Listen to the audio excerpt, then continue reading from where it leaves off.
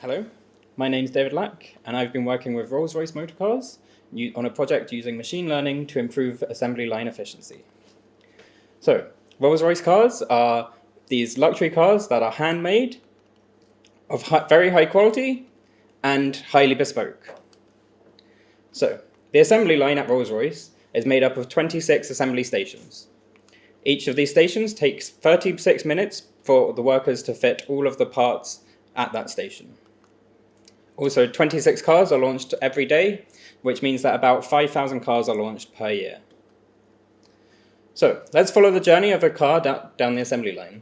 At a particular station, parts are fitted, and at every part that is fitted has a check associated to it, whether it's okay or not okay.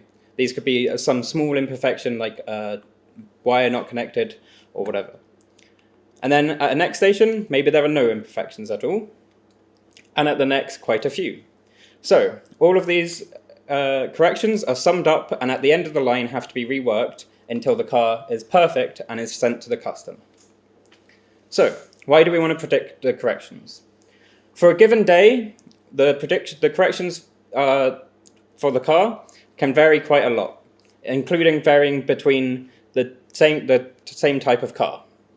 We want to be able to predict these high-risk cars, so for example these three, and be able to monitor and react before the corrections get to the end of the line.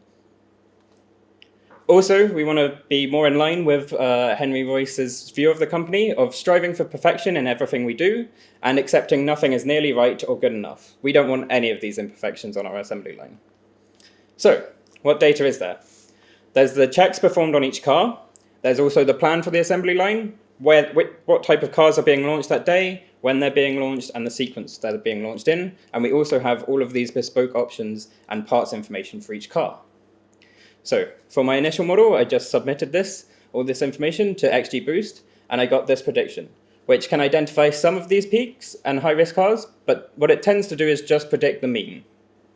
So what I did is, because we want to actually pick out all of these high-risk cars, is I went back to the data, had a look at it better, saw what we could do to get the most information out of it. So I engineered some features, such as the workers that were working on these cars for the previous week, the ratings of each of these corrections from the previous weeks, and also better encoded the numbers of these bespoke options and used the difference between these as an order of complexity between cars.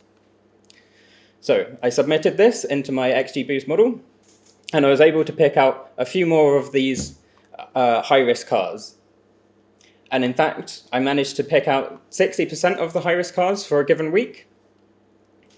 And as a test of my model, we predicted an upcoming week where we had no information of the corrections that would come to these cars, and managed to identify high-risk cars for that week and be able to monitor and react as the cars were going down the assembly line, and managed to get the numbers of corrections down by 18% for that week.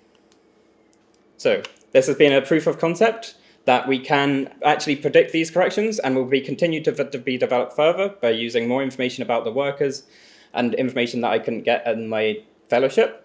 And this will be able to reduce the assembly cost per car and ultimately get cars to customers faster. Thank you.